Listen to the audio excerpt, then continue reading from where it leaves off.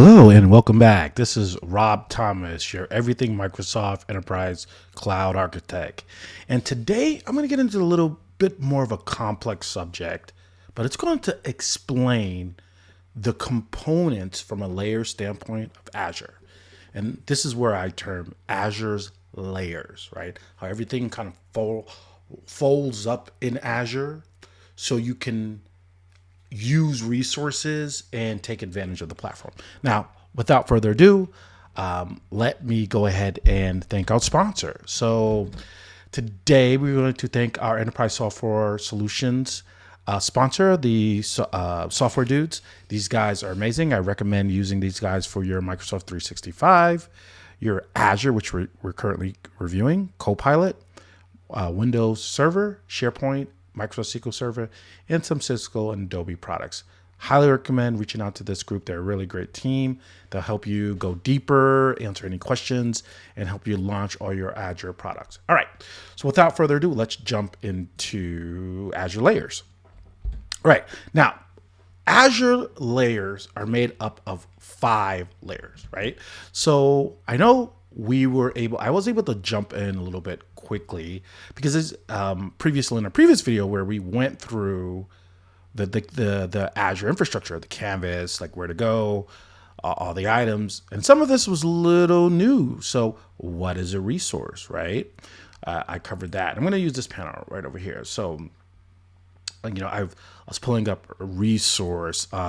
What is a resource group? What is a subscription? Like all these things are pretty new. Like, hey, like what are these things?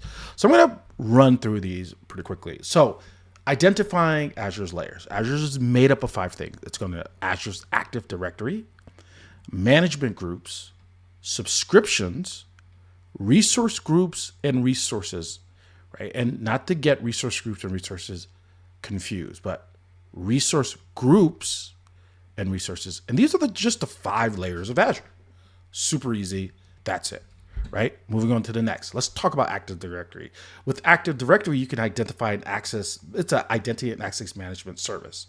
And it's going to basically allow you to authenticate and authorize access to Azure based on its directory. Now, almost every company loves the Active Directory in Microsoft. So this is a pretty common thing, right? And this Active Directory is really going to decide, authenticate you to get in and authorize what you're able to do, what permissions you have to do on the platform, and the permissions for the role. So it's role-based permission. So based on the role that's set up, is that your permission? So you can add layers of permissions, what you can access and authorize to get, what are you authorized to access inside of all of Azure's infrastructure.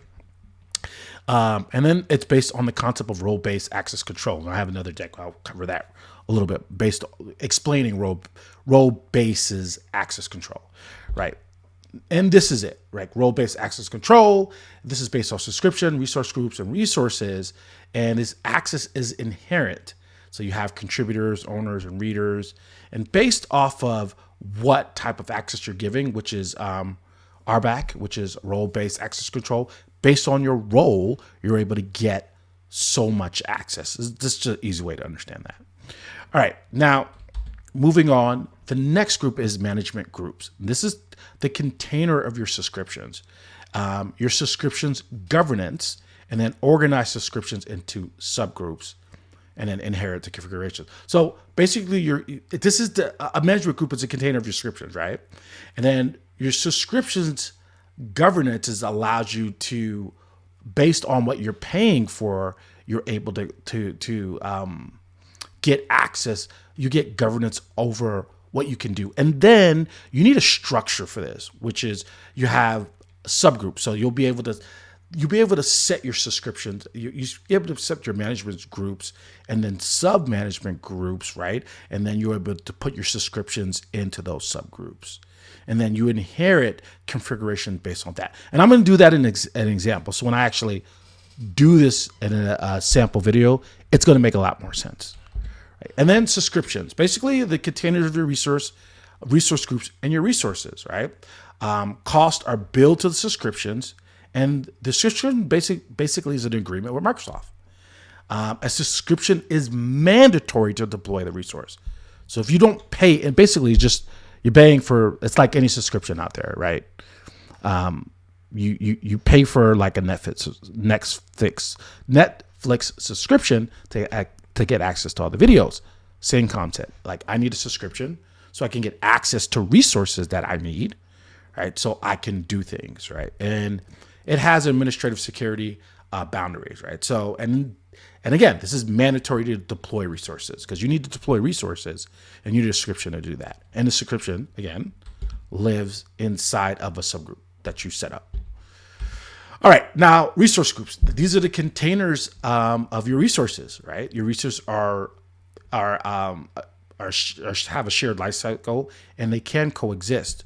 You can move and add and remove resources inside of your resource group. You can delete the resources of a group, you will delete the resources. So if you delete a resource from a group, you basically just deleted the resource, right? And then what is a resource? It's basically creating a solution, virtual network, spin up virtual machines, spin up database, and a lot more.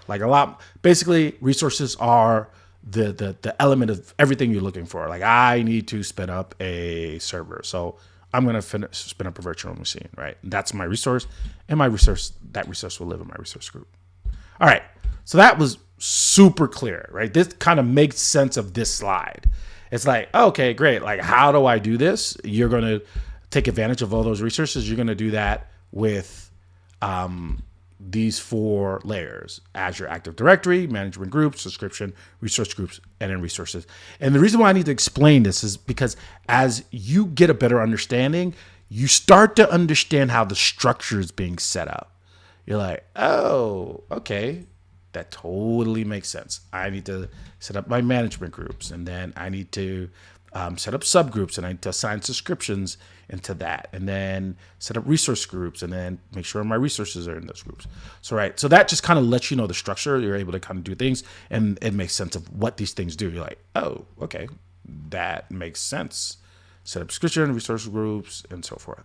All right. So I hope that was helpful for you to really understand the layers of Azure, to give you that concept around that. And because the next thing I would want to do is like create some subscriptions, create some resource groups, like getting the structure set up in place, and you getting comfortable with the platform and so forth. So anyway, thanks again for your time. I hope this was helpful, and you have a wonderful day.